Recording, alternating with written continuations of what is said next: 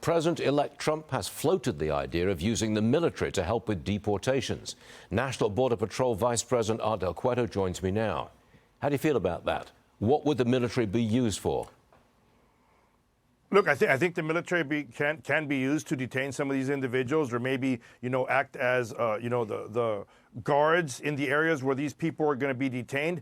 But it's going to take an all-out effort, Bernie. That's what it comes down to. And perhaps even, I know that some of the sheriffs in a lot of the border states and near the border have been very vocal. It's going to take some help from them, maybe utilize some of their detention facilities. And obviously, when you start using other individuals' detention facilities, we need to figure out, what's the price going to be and make sure that these other entities aren't price gouging the federal government at the same time, saying, hey, you can use my facility, but I'm going to charge you $300-400 a night per individual that you put in that place, which we've seen in the past. So it's going to take an all-out effort, but I think the military can be used to, guard some of these individuals that are being detained before they get deported to their country. Well, there are reports of some civilian groups looking to get involved in the Trump mass deportation effort. Civilians, some people are talking about militias. Do you really want those people involved in this?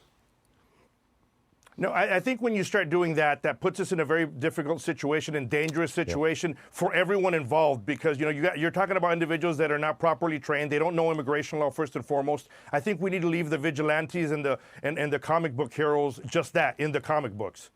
There are reports from NBC News, actually, that the administration, the Trump incoming administration, could deport migrants to places other than their home countries. Why would they do that? I think that's going to fall on the actual country that is refusing to take these individuals in. But it comes down to just that. When you have so many individuals that have entered the country illegally, they've asked for asylum and they go through their due process and they can no longer stay here. What other choice does the government have? And that's where, I think it's going to come back and forth, and it's going to be bad for the country that's not accepting their own citizens. True. That's truly who we need to be putting on the carpet against this. But we may have to pay countries to take these migrants, even though the migrants are not from those countries. I mean, the British are paying Rwanda to take refugees and put them in Africa, for heaven's sake. I mean, are we going to pay countries to do it? Yeah, I don't know what they're going to get into on that end, Bernie, to be honest. But I think that a lot of these countries that are refusing, once President Trump is in office and he brings up tariffs or other negotiations that he's very capable of doing, I think we're going to see a change of position from a lot of these countries that are refusing to take on their own countrymen. How do you feel about the border situation so far? I think Tom Homan seems to have gotten off to a very strong start with the strong backing of President Trump. I bet you can't wait for January the 20th, can you?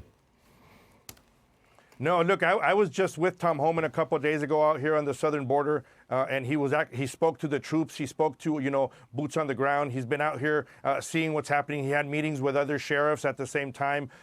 He was stretched real thin on time, but he still made it a point to find out what's going on. I have a great relationship with Tom Homan. I think it's a fantastic pick. I can't wait till the 21st, just like the men and women that are out there putting their lives on the line can't wait, because they are seeing some type of uptick. Because look, right now, they're struggling down south. They're wanting to get as much as they can bring across before the 21st. So it's sometimes going to get worse before it gets better, but they have the right man on the job to take care of that. You've got about 6 weeks to go. Art Del Cueto, thanks for joining us. See you again real soon, Art. Thank you.